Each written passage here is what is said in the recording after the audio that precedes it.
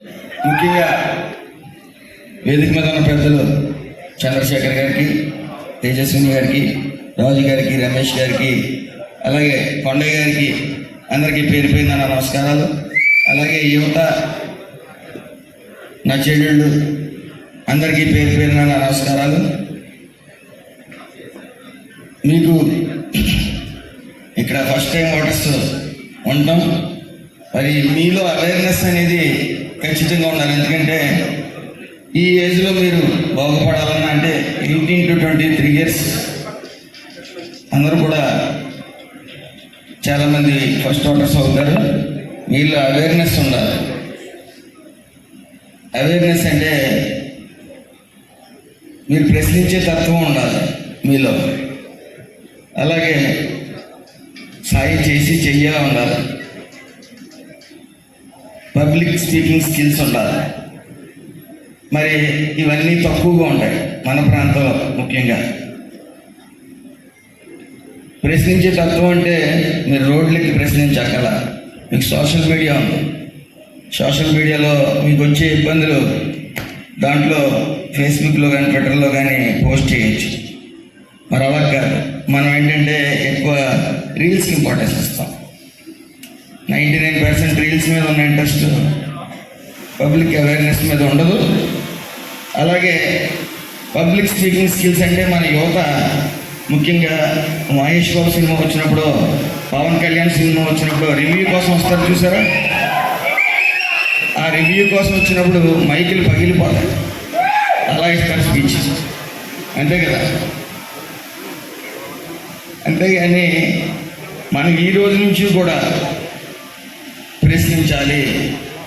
ప్రశ్నించడం నుంచే నాయకత్వ లక్షణాలు వస్తాయి. అంటే నాయకత్వ లక్షణాలు స్టూడెంట్ లైఫ్ నుంచి కూడా అవసరం. మీరు చెప్తే మీ తల్లిదండ్రులు ఓటేస్తారు, మీరు చెప్తే మీ అన్నయ్యలు ఓటేస్తారు. కాబట్టి మీరు అవేర్నెస్ తీసుకురావాలి. మీరు అవేర్నెస్ తీసుకురావాలంటే సొసైటీలో ఏం జరుగుతుంది అనేది మీరు అవగాహనకు రావాలి. మరి అది రానంత వరకు మీరు ఒక అవగాహనకు రాలేరు. మీరు సొసైటీ నుంచి అవేర్నెస్ తీసుకురాలేరు. అలాగే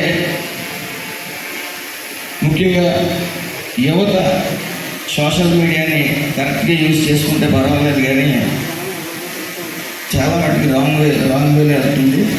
అది గమనించాలి మనం. ముఖ్యంగా మహిళలు, మీరందరూ కూడా ప్రశ్నించే తత్వం ఉండాలి. జనసేనలో వీర మహిళలు ఉన్నట్టు మీరు కూడా కాలేజీలో వీర మహిళలు తయారవ్వాలి. మీకు జరిగే అన్యాయాన్ని ప్రశ్నించాలి. ఇప్పుడు మీరందరూ వచ్చారు ఫస్ట్ ఓట్ వేయడానికి.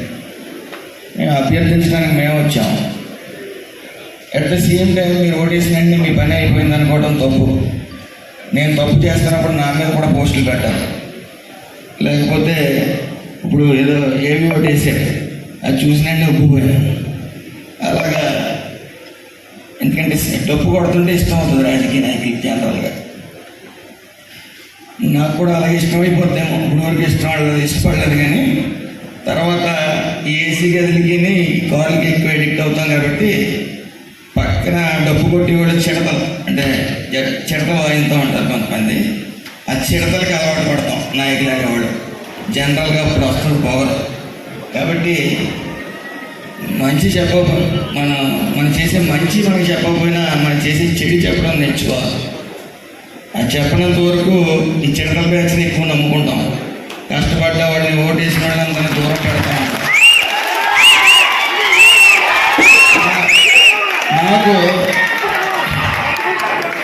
నా తత్వం ఏంటంటే నన్ను విమర్శ,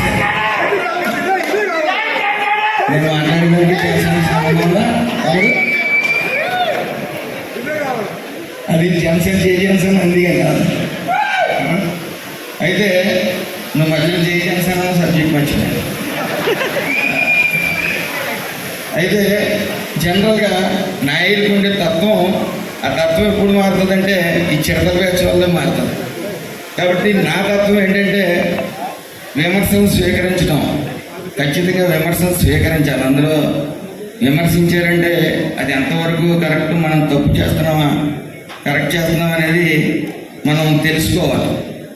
అలాగే ఎవరైతే విమర్శించారో వాళ్ళ చేత చేయి కొట్టించుకోవాలి.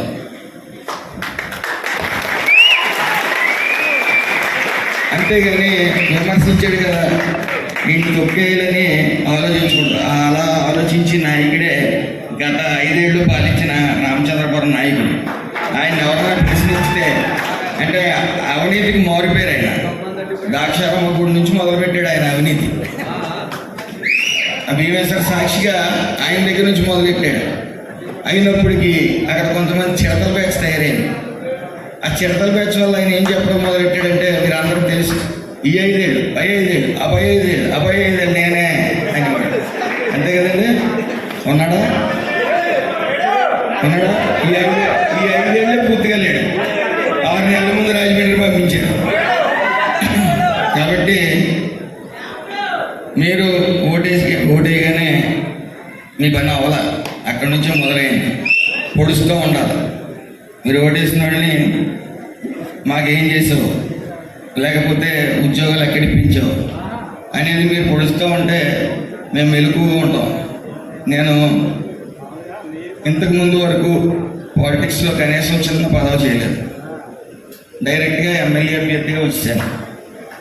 కాబట్టి ఇక ముందు నుంచి నేను గెలిస్తే, ఇక ముందు నుంచి నేను వేసి ప్రతి అడుగు కూడా చాలా విలువైంది. ఎందుకంటే ఫస్ట్ వేసిన ఇయ్యో ఉంటాను, ఇంకా నేను చెప్పుకున్నాను.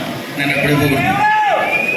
ఎందుకయ్యాను దేవుడు ఏం చేశాను ఒకసారి, మళ్ళీ నాకు మర్చిపోతాను సబ్జెక్ట్.